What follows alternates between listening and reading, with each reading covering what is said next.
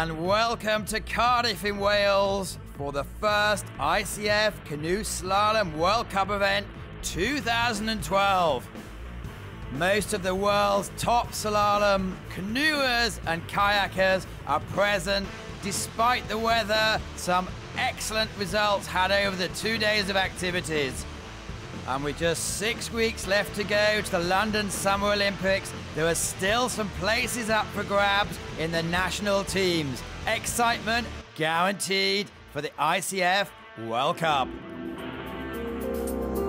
Here we have an artificial course. The length is 250 meters, so we are at the minimum, but we are within the rules.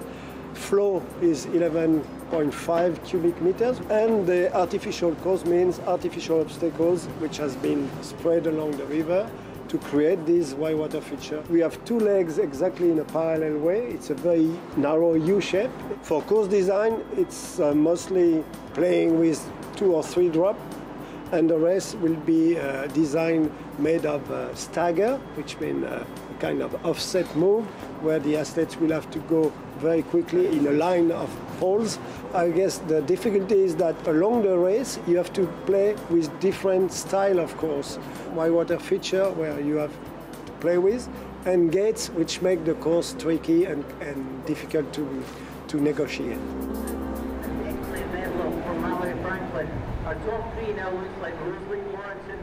First event of the day is the canoe singles for the women.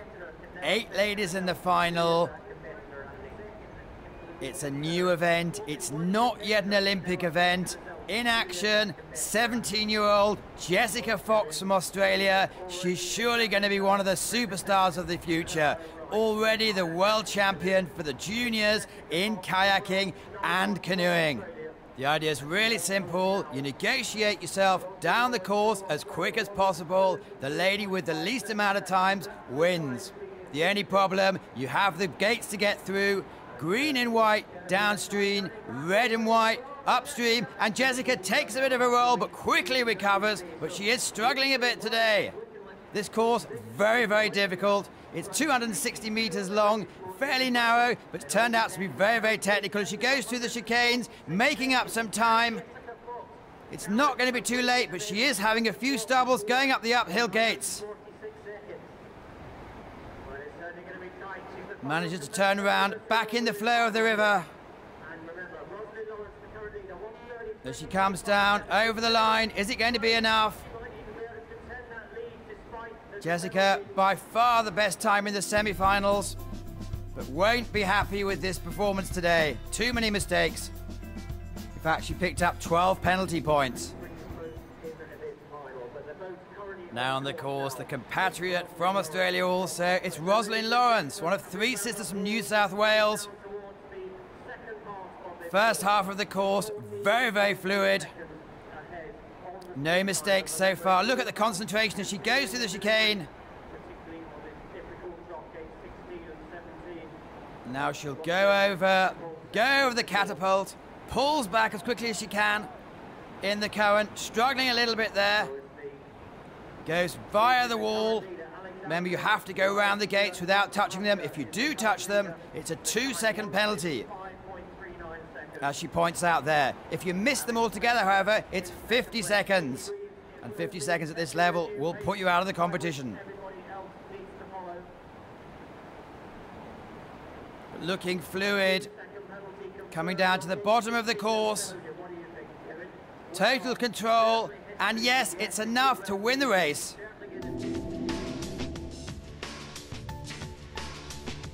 Total concentration as she kneeling in the boat, which means she can get extra purchase.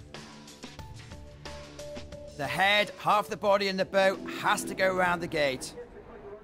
Florence takes gold for Australia. Jessica Fox gets the silver. It was okay. There was some tricky bits on the course. The drop here is quite hard and I struggled a little bit there, but my top half was pretty good, so I guess that's what gave me the edge. So we haven't got anywhere near the 97 seconds that we believe is possible. And now on to the men's, the single Canadian, an Olympic event. Really, really close in this discipline. A couple of the big stars haven't even made it to the final. It shows how tough the conditions have been. Michael Martinen and Matej Benes from Slovakia both missed out. Martinen, by the way, did take the Olympic place in this.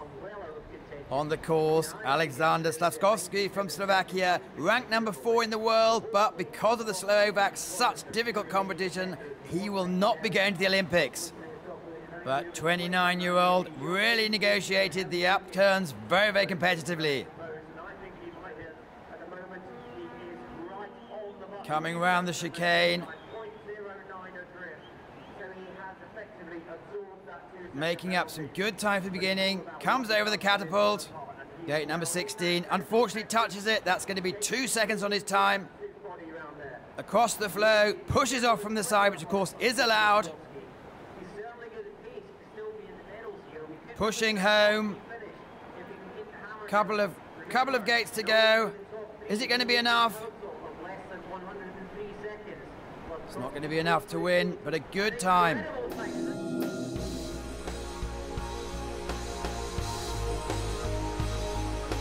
It's all about balance and concentration, obviously finding the correct line.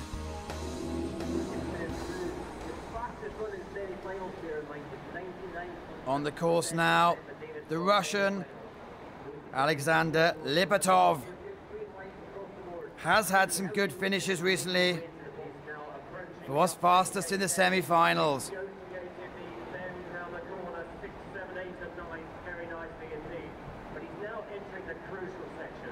As he comes round the red and through the chicane again, coming to the most difficult bit.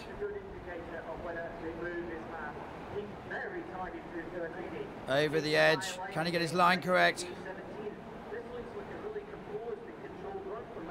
So far, no penalties.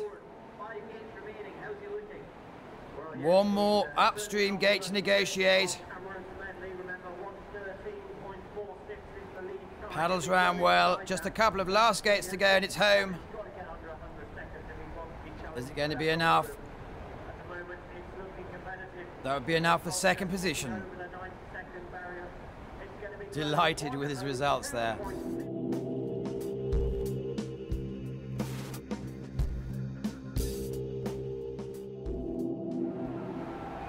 And now we come to the home favourite, David Florence from the GB.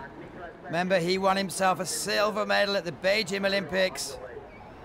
Has been on form in practice. And really, all risk going for it. No holding back.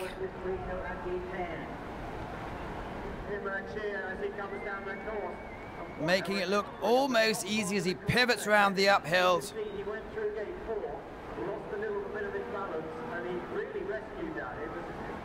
Really going for all the chances. Either he's going to win or he's going to be well out of it. Comes through the chicane. 6 poles in a row. Over the catapult.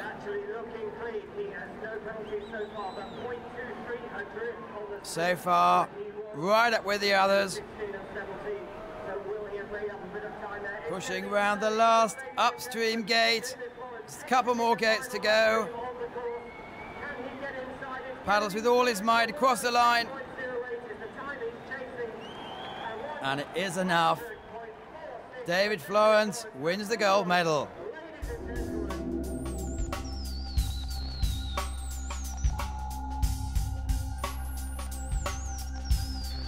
Also entered in the C2 event, this wonderful all-round athlete.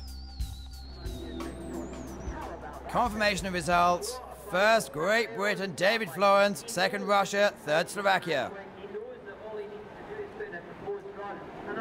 It feels awesome, you know, to win a race anywhere at world level is just incredible, you know, and well, to have done it here at home in the UK, it's not really quite sunk in yet. I didn't know how if I'd won or not when I crossed the line because I couldn't see the time. I knew my friends were cheering. I didn't know where I was, but yeah, by the sounds of it, I won, and that's obviously fantastic.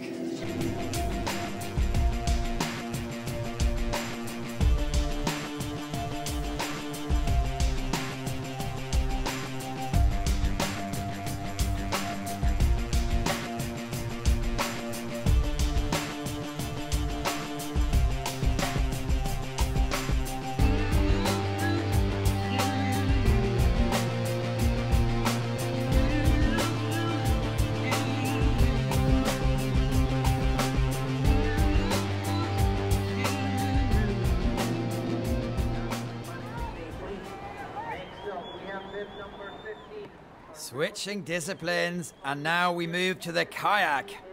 As you can see, this is where they're sitting in the boat and 2 blades on the paddle. More speed, more control. On the course, 24-year-old German, maybe a star of the future, Paul Bockelman. Incredibly flexible, incredibly athletic. As he spins around the upstream gates. Doing the samba, coming through the 6 poles in a line.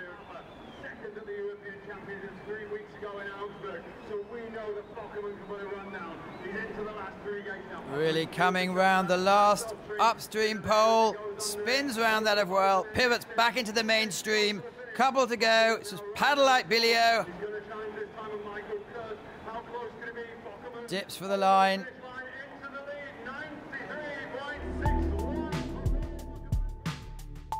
Extraordinary balance and coordination. Making the course almost look easy.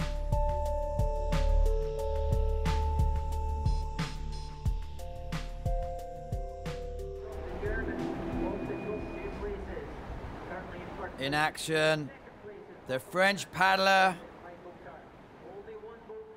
did have the fastest time in the semi-finals. Etienne Dye from France, 22 years old,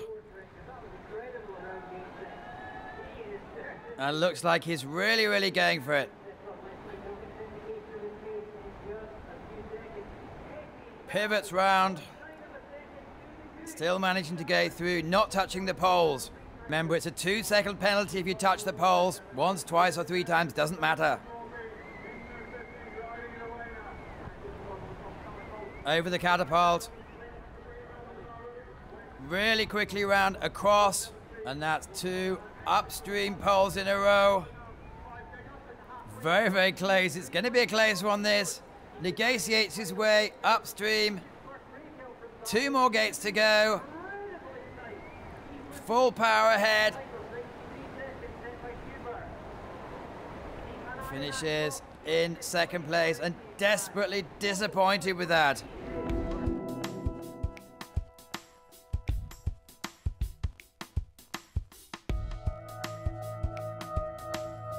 Keeping the blades in the water as much as possible to control the canoe. On the course now, 23-year-old German Sebastian Schubert.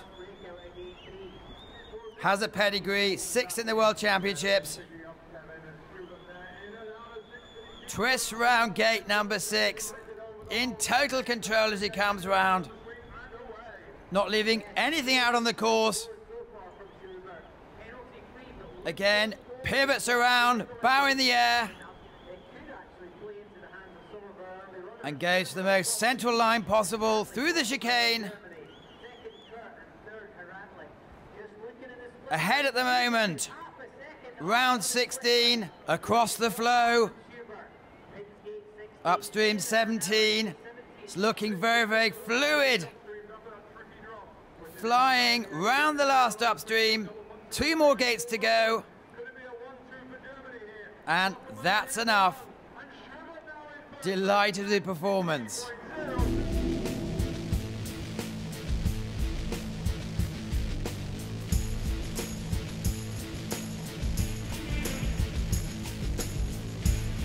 Total control, keeping the bow high. And that's gold for Germany, Sebastian Schubert.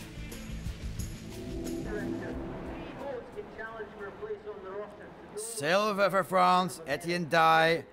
3rd for Germany, Paul Bockelman. Yeah, the race plan was to attack a bit more in the final, because I heard the time of Mike Kurt, 93, and Paul from my team as well, 93. So I decided to make a bit more risk, and so it was a really close race, but with the end result I'm happy. And now we have Andy Goodsell to explain the challenge of the weather on the first day. The weather conditions here are very unusual for this time of year. We're experiencing exceedingly strong winds, Today, at the moment, the average wind speed is 25 miles per hour, and we've had gusts in the last hour of 49 miles. It has not been a problem in terms of the race preparation. It's not affected any water levels, they're controlled. It has just made it uncomfortable for all the athletes, support staff and volunteers. The main consequences are we had the whole venue ready for racing for yesterday, and then last night we had to sort of collapse a lot of temporary infrastructure and remove the branding to save it from the wind damage. But we do believe that we'll be able to sort of get it all back in place on time. And thankfully, for the last day's competition, the wind has dropped. Let's move into the kayaks for the women. More technique, slightly less power, but the same level of excitement. On the course, the young 22-year-old German has won junior level competitions before, Cindy Poschel. Still clear in the early stages. She pivots round, having to use the sides to push off to give her more leverage from the upstream gate.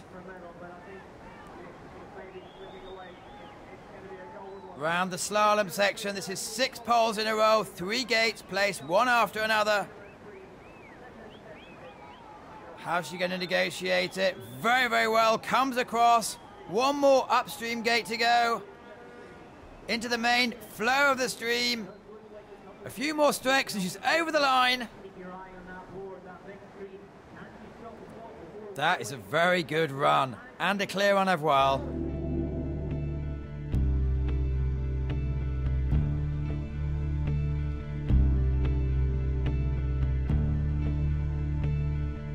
Pushes off from the side. Put herself back in a good line. Cindy Poschel, a name to look out for the future from Germany.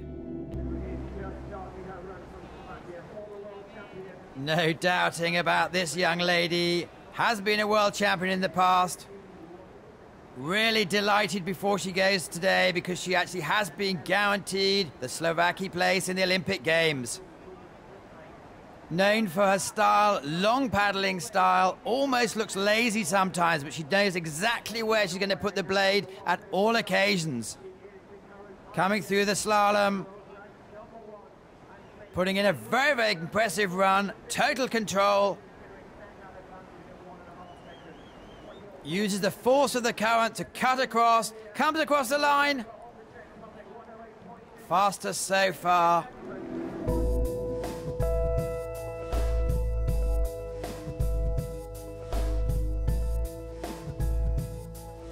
That's Jana Dukatova from Slovakia. 11.5 tons of water coming down this course per second.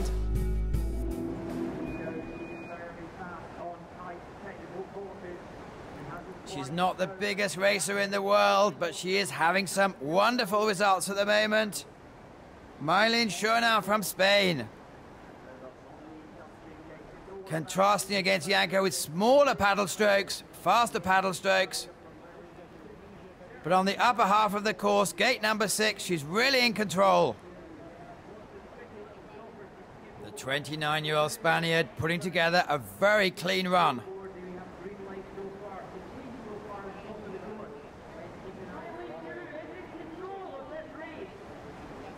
Negotiates the greens with no problem. No penalties so far. She just has to hang on and the gold medal is going to be hers. Negotiates away across the flow, round the upstream gate number 17. Still no points, no errors. Looking in control. This is going to be the run of the day. Almost there. Now, full power ahead. And that's enough. That is enough to take the gold medal.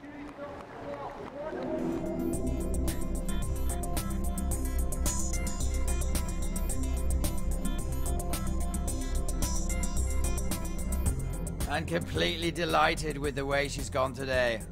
A really, really clean run. Confirmation of the victory goes to the 29-year-old Marlene Churran from Spain. Second, Jana Dukato from Slovakia. And third, Cindy Prochel from Germany. Well, it was a very difficult race for me. I was in London before Cardiff training and I had bad feelings in the water. So yesterday on heats, also I had bad feelings and my navigation wasn't fast. And I passed all the night thinking about how to go, and today I think was better. And now on to the last race of the day. It's for the men, it's the Canoe Doubles. The dynamics change completely here.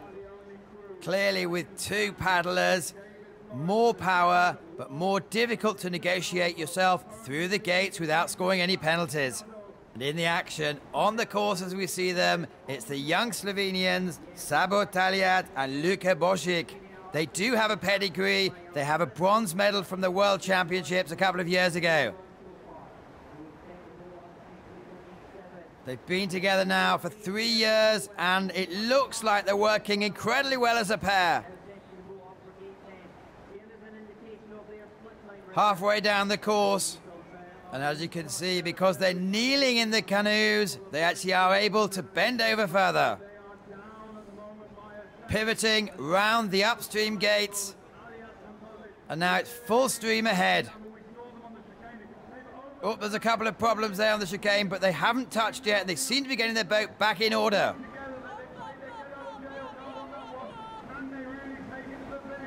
And now, gate number 16. All they have to do is slide across the flow. Very, very skillfully, round number 17. And it's just a case of paddling as fast as you can. And with that, completely delighted. They are going to the Olympic Games, and they have taken second place today.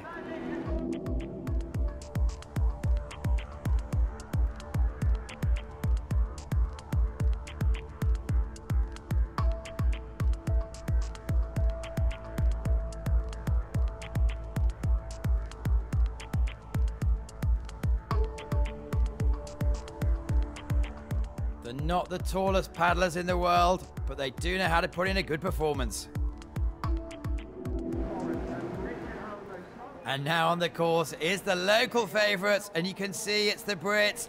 In the bow, it's David Florence, and as we already saw, he has a gold medal from the C1s. Partnered in the stern by Richard Hounslow. Bit disappointed with his own performance in the K1s. Didn't get to the final, actually came in 20th, but today, giving it their all. These two in the Olympic Games in the singles, also doubling up in the pairs. And they're looking to put in a good performance before the local crowd. Well ahead of the others, they are really blasting down this course. Come through the chicane. Over the edge. Round up, making it, perhaps they could have been a second quicker, but across the course. Spinning round gate number 17. It's going to be close at the end. But they're really using the flow of the stream in their favour. Few more strokes to go. And that is enough. What a weekend's work.